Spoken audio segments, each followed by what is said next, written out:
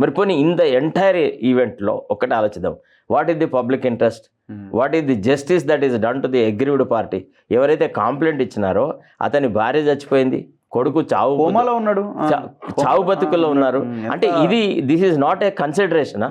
Is it not a consideration for grant of the bail?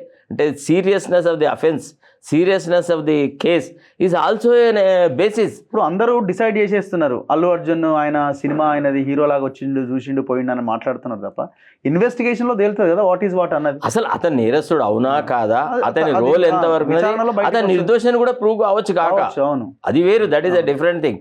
కానీ arrest అయిన మరుక్షణమే 24 గంటలలోనే మొత్తం జస్టిస్ సిస్టమ్ అంతా ఆయనకు అనుకూలంగా పోతుందంటే ఇది కొద్దిగా అంటే అన్పలాటబుల్ ఇష్యూ. ఇంకొకటి మనం ఎథికల్ గా మనం సోషల్ యాంగిల్లో మాట్లాడితే, ఒకవైపునేమో సెలబ్రిటీ, ఇప్పుడు సెలబ్రిటీలంతా సినిమా హీరోలు వీళ్ళంతా క్యూ కడుతున్నారు ఎక్కడికి, అల్లు అర్జున్ ఇంటికి.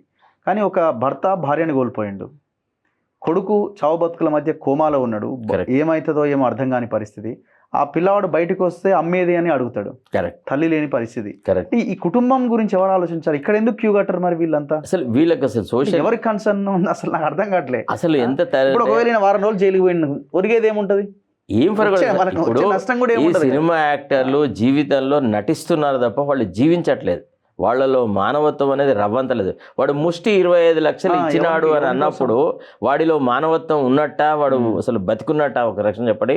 300 కోట్లు అతనికి కేసులో రెమ్యునరేషన్ వచ్చింది అని అన్నప్పుడు అతని ఉదార స్వభావం ఎంత ఉండాల్సింది? అతను ఏమనుకున్నాడు, పోతే ఇప్పుడు మన రోడ్లలో మనం కారును చాలా స్పీడ్తో నడిపోతుంటే ఓ కోతియో కుక్కో పందియో మన కారు కింద పడి చచ్చిపోవా? మనం తిరిగి వెనక తిరిగితే అట్లే ఉంది కదా. మనం దాన్ని వచ్చి చూసి దానికి పోస్ట్ మార్టం చేయించడం, దానికి మందు మాకు ఇప్పించడం, దానికి వైద్యం చేయట్లేదు కదా. సో అట్లా ఒక ప్రాణం విలువ అంత చులకనగా తీసుకున్నారు. అదొక్కటి బాధాకరమైన విషయం అంట. It's a blot on our civilisation in a way. తర్వాత రెండోది, న్యాయ వ్యవస్థ నిజంగా అందరి విషయాల్లో ఇంతే త్వరితగతిన పనిచేస్తుందా?